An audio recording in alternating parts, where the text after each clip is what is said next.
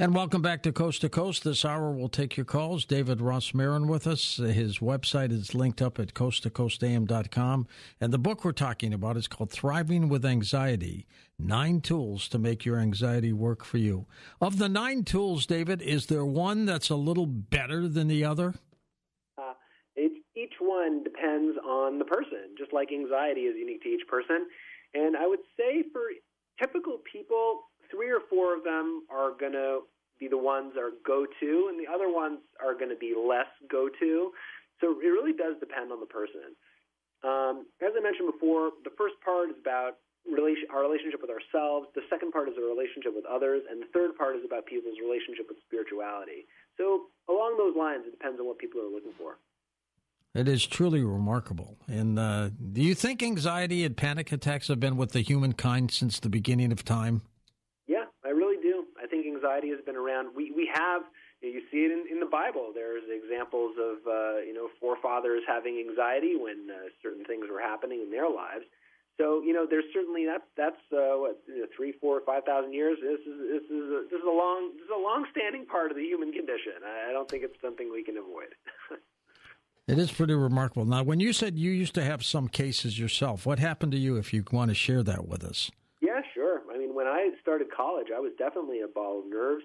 I didn't know what was flying. Socially, things were kind of complicated for me. I didn't know what I wanted to do. In fact, I thought I was going to go to law. I even wrote the law school application test, and I did reasonably well. I probably could have gotten in, but I really didn't want to do that. I was just feeling really anxious. And at a certain point, I was like, you know what? Maybe I should actually study this and understand it a bit. I started taking psychology courses. And the next thing I know, I'm like, you know what? There's some really great wisdom here. And one of the pieces was, don't fight against your anxiety. And the more I explored that, I said, this is a message I got to share with the world. That's the long and short of it. It is truly remarkable. How long does it take somebody to get over an anxiety attack? Well, I don't know if we ever get over our anxiety. I'm going to pick on your words there a little bit. But I think what we can do is, over time, over a span of a couple of months, I think we can learn to lean into the anxiety. I think we can learn to use the anxiety in positive ways. I think we can use the anxiety to become more aware of ourselves and what our triggers are, and to have it enhance our life. I think if people work with my book, they work with a therapist, they do whatever they're going to do, there are really transformative experiences that people can have, starting off by dreading their anxiety and then eventually turning it into something that could even be a blessing in some ways. Do you have a story, David, you can share with us of somebody who had a panic or anxiety attack and what happened to them? I've got an incredible story for you. I've got many stories, and my book is chock full of them, but I'll tell you one tonight, which is just coming to my mind. Okay. I was talking to someone about it earlier. There was a young woman who came to me many years ago, and she had hypochondriasis. You know what hypochondriasis is? I do not. It's health anxiety. She was super concerned that something was wrong in her brain, and nothing was wrong in her brain, because she had been to neurologists, she had been through MRIs, she had been through every test under the sun, and everything was perfectly fine. But she could not shake this incessant worry and concern and anxiety that something was wrong with her. And she would even avoid leaving her house because she thought that if her blood pressure increased, then her brain would basically explode and then she would die, and that would not be a very good thing. So, but by the time she came to my office, she was so debilitated by this obsessive hypochondriatic fear that she couldn't function. And what we did was called exposure therapy. Have you ever heard of exposure therapy before? I have not. Okay. Well, exposure therapy is a variant of cognitive behavioral therapy, otherwise known as CBT. I bet you've heard of CBT. Yes. Okay. Well, it's a type of CBT where people expose themselves to their fear. They face their fears head on. So if you're afraid of spiders, well, you're going to get up close and personal with a spider. Same with snakes. Same with heights. People go up to all sorts of heights. So what do you do when someone has a fear that their brain might explode, right? You can't make their brain explode, but you can definitely get them very triggered by reading stories about people who had aneurysms and by watching videos of people talking about their aneurysms and by doing all sorts of things like going out of your house and going to the supermarket and having conversations and doing jumping jacks in order to get your blood flowing, with the risk that maybe this thing in your brain might pop. And obviously, I knew that these were very low-risk activities, but they made her so scared. And she did every single one of them, bit by bit. She conquered her anxiety step by step over a period of, I think we worked together for about a year and a half. Is that considered a long time? It is a long time, but she hadn't dealt with it. She had swept it under the rug for 5 or 6 years. So compared to that, I think it was actually a pretty short time. But it didn't have to be that way. I really wish she had come to me when she was, 5 or 6 years earlier. It would have been much quicker. We probably could have done everything in 6 or 7 sessions. Instead, it was a year and a half. Poor thing. Let's go to the phones for you. We're going to start by going to first-time caller Ruben in Tucson, Arizona. Welcome to the show. Hello, Ruben. Hello, guys. How are you doing today? Great. Good to have you with us. How can we help you? Yeah, Monday blues. I've been doing graveyard for over 12 years. I'm at work right now. And Sunday nights is I start off my week. And lately it's been anxiety at the beginning of the week, really panicking on my way to work. I try different kind of music. I try meditating, talking to the wife. Everything's fine at home. I make sure that through the weekend. But once it comes time for me to get to work and get going, I get that anxiety panic attack, something I have no idea. And I don't want to take meds for it. And I want to control it. Like, you said, work, have it work with you. And I want to know how I can use that to my advantage. You're the expert, David. Take it away. Yeah, great question. Firstly, you are really in very good company. The Monday blues, the Monday, or they call it the Sunday scaries, actually, they call it, because it happens for many people even the day before they start work. People start to amp up. Let me ask you a question, though, Ruben. Does your anxiety get better throughout the week, or does it stay the same throughout the week? It gets better throughout the week. Okay, that's a good lot better. A lot better? Yes, a lot better. When I start interacting with my family, I don't really talk much to people because I feel like I also have social anxiety in graveyard. And so sometimes throughout the week it does get better, but Monday blues will last like a whole shift, like almost a whole 10 hours. That's tough. Yeah, I'd like to see that kind of scale down a little bit.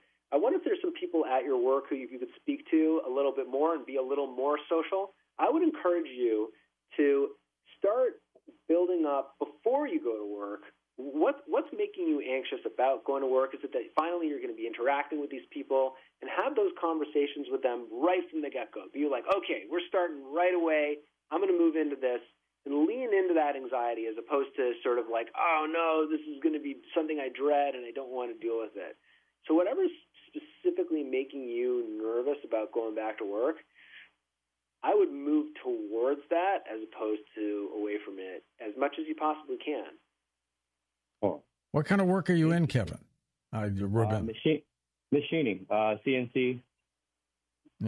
Interesting. And as you drive into work, it builds up, I guess, right? Yeah, I mean, there's only like 2 other people I work with, and we're on different sides of the shop. We do talk for maybe here and there. I rarely see anybody on the other shifts. Like I said, I've been doing this for a very long time, and just lately it's just really getting at me. And maybe it's because of the company, everything's changing, and I kind of feel like I'm a mushroom left in the dark, and I understand. I hear what you're saying about that. I can make it work towards make it work. All right. Good luck, Ruben. Hope everything works out for you. This is a little plug for your book, Thriving with Anxiety, David, but what techniques can people pick from the book? Yeah, well, one of them is talking to people about their anxiety, and I think that often when people feel upset and concerned about it, they don't talk to anyone. Sometimes just having that conversation can create that human connection with someone, which is kind of what I was trying to help Ruben to do over there. But it sounds like there aren't too many people that he actually works with on the floor, so that's going to be a tough one. But in any event, the more we can speak about how we're feeling, what we're talking, what's actually going on in our minds, that's gold. That's definitely a way to use our anxiety in a positive way to connect with others. On the wild card line, we've got Alice in Tennessee. Welcome to the show, Alice. Hi there. I'm going to take my speakerphone off. I think it's off. Well, there you are. Go ahead. Hi, David and George. I appreciate all you all do to help people. And I love Coast to Coast because I've learned a lot. Thank you. And I'm a widow, and I've had a big anxiety with medical situations like CT scans and MRIs. Those MRIs were probably the worst. I can't go in those tubes. I freak out. Yeah, I was freaking out, too, when all the medical technicians would leave the area. I'd look up, and I would see no one in the windows, and that would really freak me out. But I would lay on my stomach. They had me laying on my stomach, and I was looking down at the swimming pool at the bottom. It looked like a swimming pool. It looked like I was looking at the bottom of a swimming pool. But I would recite Psalm 23 and Bible verses, and I wanted to ask you, do you all agree that reciting Bible verses and prayer and thinking pleasant thoughts and trying to find some kind of sense of humor, if you can, that's difficult to find a sense of humor at that time. But I wanted to ask you, do you think that's the best remedy? I don't think it'll hurt. What do you think, David? It's a great question. I speak about spirituality quite a bit in my book, and one of the concepts is about prayer. So, Alice, you have hit the nail on the head. And I think it's something that in psychiatry people have not spoken about enough, that when people lean into their anxiety, they can actually hit a greater connection with God in many ways. I would bet you that when you're in that machine and you're praying, you're saying Psalm 23, whatever you're saying, you're doing it with a lot more verve than you would be if you're sitting with your feet on the ground outside of that machine. And in that regard, it could be that experience of anxiety, as unpleasant as it is, could be something that actually creates a greater spiritual connection for you. So you've asked the question, can prayer help you with your anxiety? I would actually say it the other way around. Can your anxiety help you with your prayer? What do you say to that question? Great. I never thought of that one.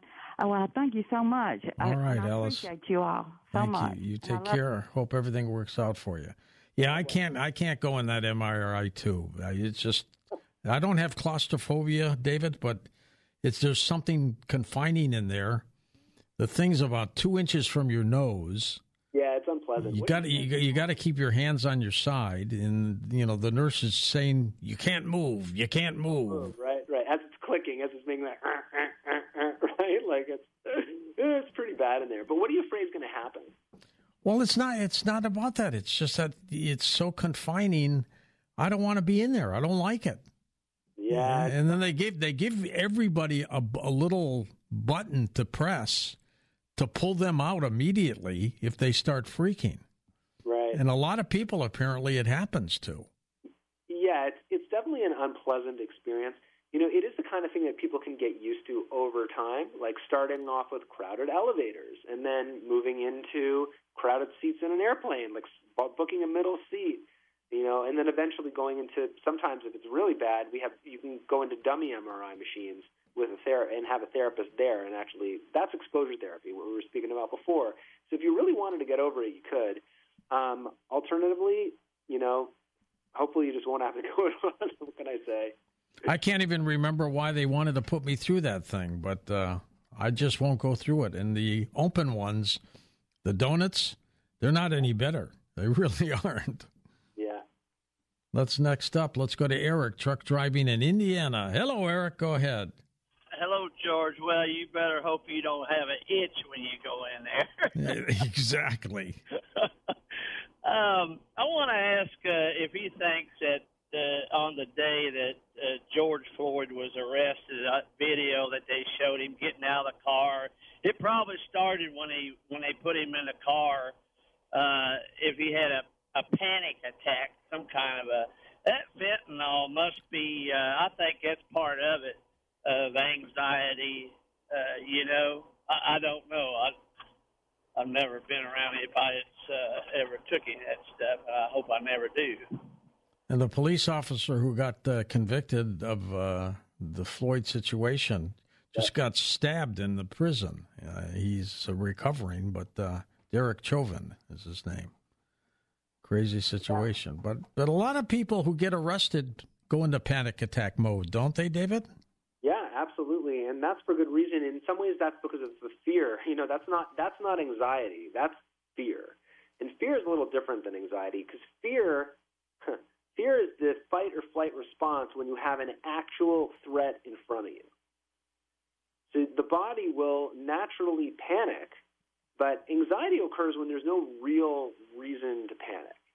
It's really a misfire of your fear system. Well, is anxiety a mechanism for the body to protect you? Fear is Fear is a mechanism for your body to protect you. Absolutely. The fight or flight system is intended to keep you healthy and safe. And in George Floyd's case, well, his life was in danger, and if he was panicking, then that would make not just a lot of sense. That's actually very adaptive and healthy, and was one of his body's ways of trying to protect him. But that's fear. That's not anxiety. Anxiety is when there's no real reason. Like, George, let's be real. What's actually going to happen to you inside of one of these MRI machines? Really nothing. You go in for about 10 minutes and they move you back out. Exactly. So that's what makes it anxiety as opposed to fear. There's no real, actual, tangible danger. That's not the case in George Floyd's situation. Let's go to Joe, Long Island, New York. Hey, Joseph, go ahead. Yeah, great topic, David. Two quick questions. Second on neuroscience.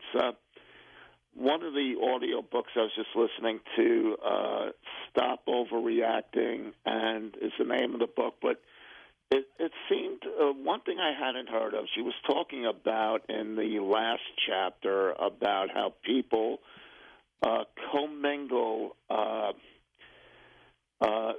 things that are positive with anxious things, and she said kind of separate that out, the positive thing, and maybe put it in a future more idyllic scene. And I think people kind of do that when they work out in like rough weather and they're thinking of themselves on the beach looking good in the summer in the more idyllic scene.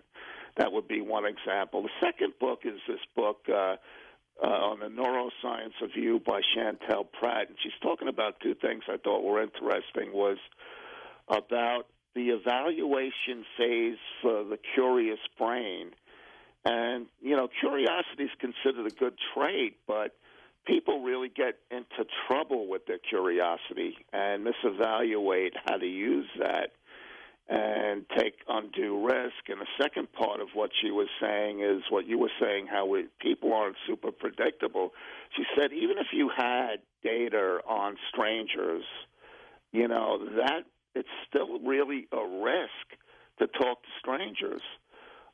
In a way, whatever you perceive as risk, being rejected, whatever, but you don't know who you're talking to necessarily when you talk to a stranger. We're going to come back in a moment and take final calls with our special guest, David Rosmarin, on Coast to Coast AM. And welcome back to Coast.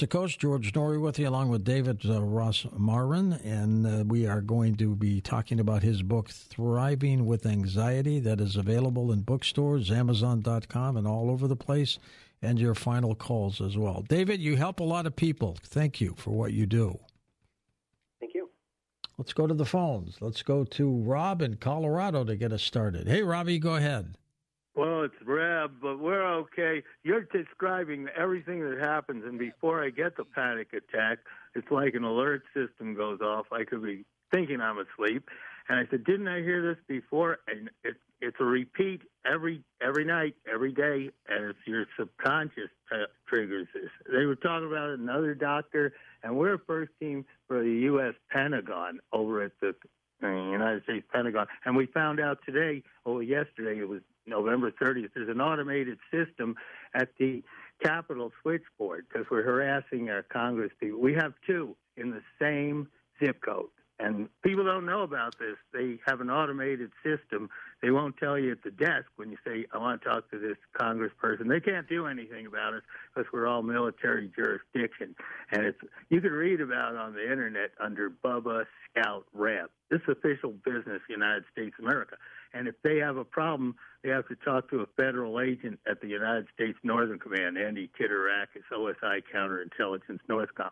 So all this is triggered by the same the same events every day. And I said, didn't I hear this before? Didn't I see it? It just repeats itself. They said, that's a sign of your subconscious. Another doctor was on this program weeks ago, and he just said, hey, your subconscious triggers everything. You have no control over it. And we went through hell. We were almost murdered, and we got evidence through the Defense Intelligence Agency to the Joint Chiefs and the Judge Advocate General. And we'll stay strong there, Reb. Stay strong. And anxiety takes many different shapes and sizes, doesn't it, David?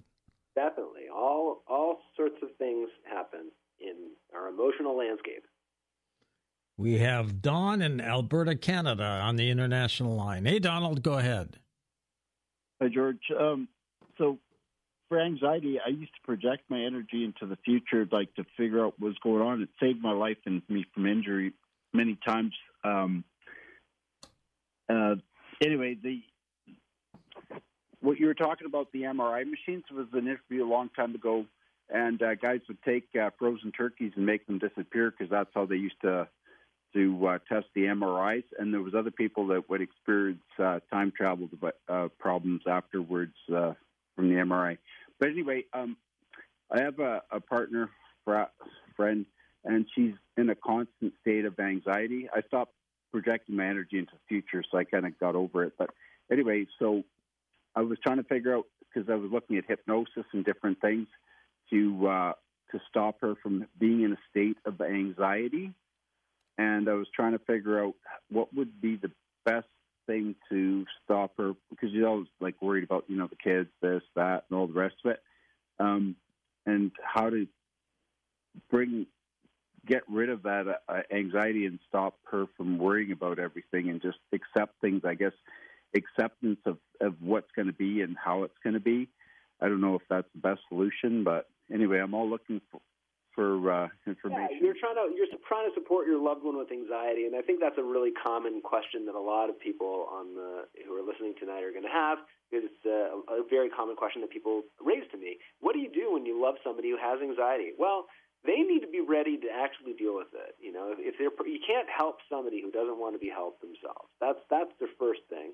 And the second thing is, you can get them a copy of my book, but you can also have conversations with them about their feelings in a non-judgmental way, in a way that's going to just let them talk about what's really on their mind without trying to solve it. So listening, in many ways, is a much better strategy than talking when you're trying to help somebody else.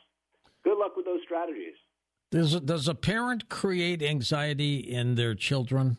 They sure can. Often what happens is that kids have a little bit of normal anxiety because, well, they're kids. It's going to happen. And they come home, and then the parents are like, oh, my God, they're anxious. And then the kids like, oh, no, Mom and Dad are anxious about my anxiety. And then everybody's super anxious. Like, that's a very common pathway today in our country. So we have to change that and recognize that kids are going to feel anxious, and it's okay. Anxiety never killed anyone. It's not going to kill them. It's not going to kill you. And we have to learn how to really make the most of this normal emotion. The wild card we go. Teresa's with us in Green Bay, Wisconsin. Hi, Teresa. Hello, George. Thank you for your service. Thank you. Really appreciate you, and nice to talk to you, David. So my sister and my first cousin, into their adult life, been driving for years, developed severe anxiety of going over bridges. Yep. And it just kind of popped up. They don't suffer from anxiety, like, per se. So, is it genetic possibly, or, it's quite debilitating. There's a lot of reasons why Wisconsin, there's a lot. A specific phobia. They're not otherwise anxious, but there's one or two things that make them super anxious. In this case, it's driving over bridges, which is not an uncommon specific phobia. Tried and tested, best way for them to deal with it is going to be what we were talking about before, called exposure therapy, where they're gradually learning to face their fears and drive over, if it's small bridges at first, longer bridges second, and eventually, looking at bridges, being in a passenger in a car, if that's any easier, and working themselves up to be able to withstand the anxiety that's associated with. But I'm going to say what I said to the last caller, which is that when you're supporting someone else with anxiety, they really need to be ready to take care of it and to actually deal with it themselves. It's a lot easier to tell someone else what to do than it is to actually do it. And we have to recognize that when our loved ones have anxiety. So I hope that, I hope that they are ready, and I hope that you're able to help them. What is the bridge anxiety all about, David? The bridge anxiety? Well, it's kind of like anything else. Any specific phobia can happen for a variety of reasons. Sometimes people read stories about things that happened over bridges. Sometimes they had an experience on a bridge that was unfortunate or complicated.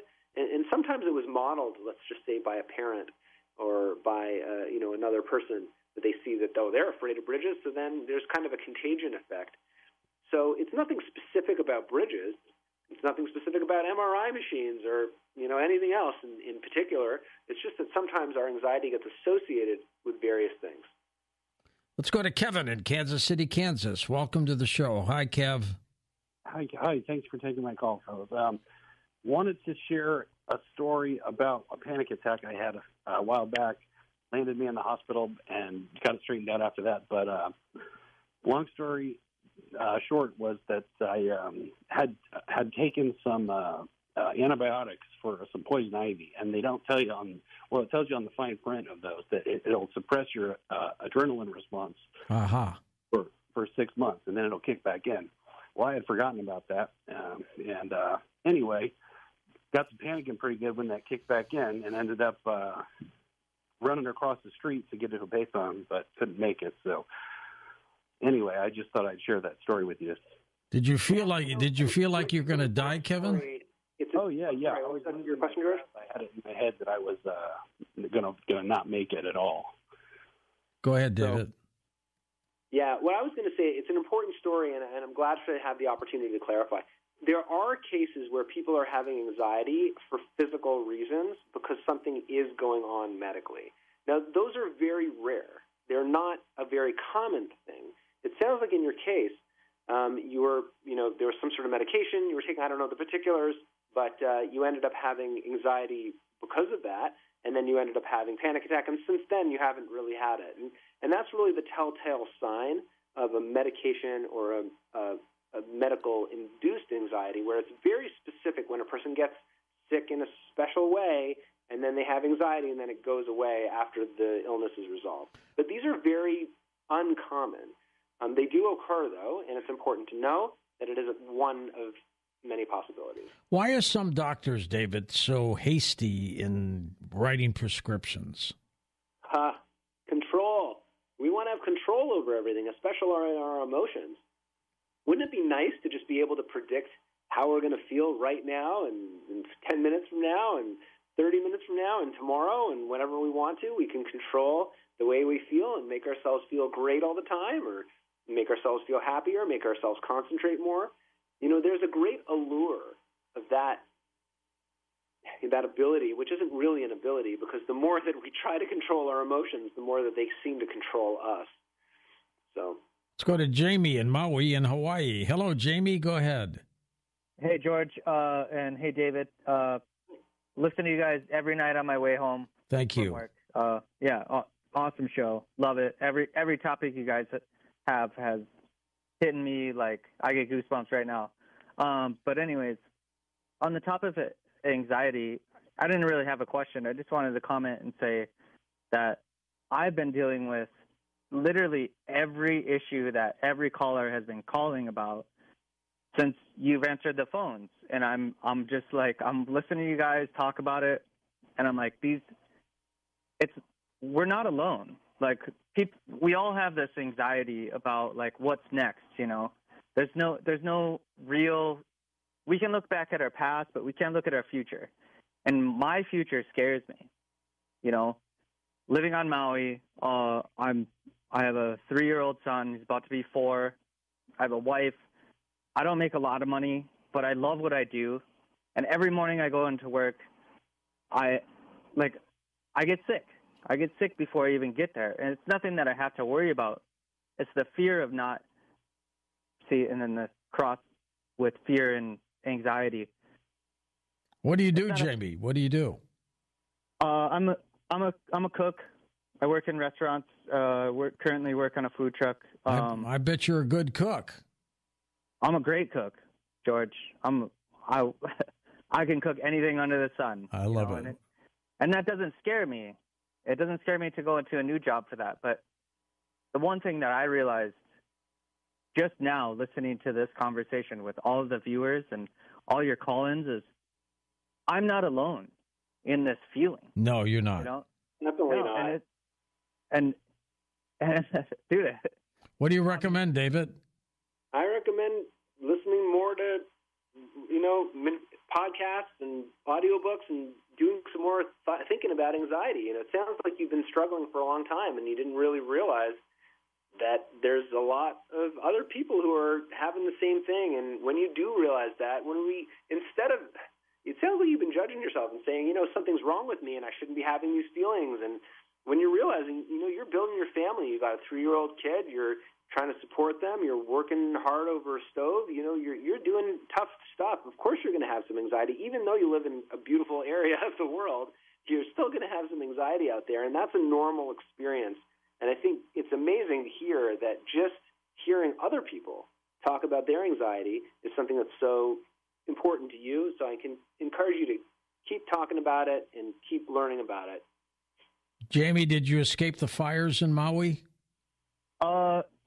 Thankfully, I mean, they came real close to our house. We evacuated, but thankfully it never got up to there. And I don't know where I'd probably be back home in Minnesota if it did. But for the cold winters, to be sure. We've got time for another call or two. Let's go to Vincent in Atlanta, Georgia. Hey, Vince, go ahead. Hey, George, thanks so much for taking my call. Thank you. I think it's crazy that, we're on the same wavelength. I'm a longtime listener, and I feel like whenever I turn the show on, it's what I'm thinking about or what I'm working on. You're sending us signals. I guess. I'm literally researching anxiety stuff, and I took a break, turned it on, and David, here you are. So my question, David, for you is specifically about, prescription drugs and kind of what's being given. I know that, I previously worked on a documentary series on suicide prevention, and I was so anti, prescriptions, but there are certain circumstances where I felt like, oh, wow, bipolar or certain conditions where, someone needs something more than a homeopathic way. So my question for you about that is, at what point do you feel like there is a reason to prescribe something? And if there isn't for something smaller, such as dealing with, our own, anxiety, is there something homeopathic, that you recommend that might be worthwhile for someone to try to use? Great question. Glad you asked. I'm not against pharmacology, and I want to make that very clear. I don't think it's always a problem for people to be using medicine. In fact, more than 50% of my patients are using some sort of psychiatric medicine, and I wouldn't say in almost all of those cases that they should change it. The problem I have is when people use medication or try to use medication in order to eliminate their anxiety, to get it down to a 0. The only people who have a 0 on let's say a 0 to 10 scale of anxiety are people who are dead. That doesn't happen. So if you're being prescribed medication in order to get yourself down to a 0, you're going to have breakthroughs. You're going to have 1, 2, 3 levels of anxiety. Anxiety is going to pop through, and then you're going to be even more upset because you were promised to have an anxiety-free life. So what I do like, and I like working with pharmacologists who will prescribe medication to get very high levels of anxiety down into the mid-level. That's the important thing. David, thank you so much. The name of the book, Thriving with Anxiety. Up next, investigative reporter Cheryl Jones on demonology.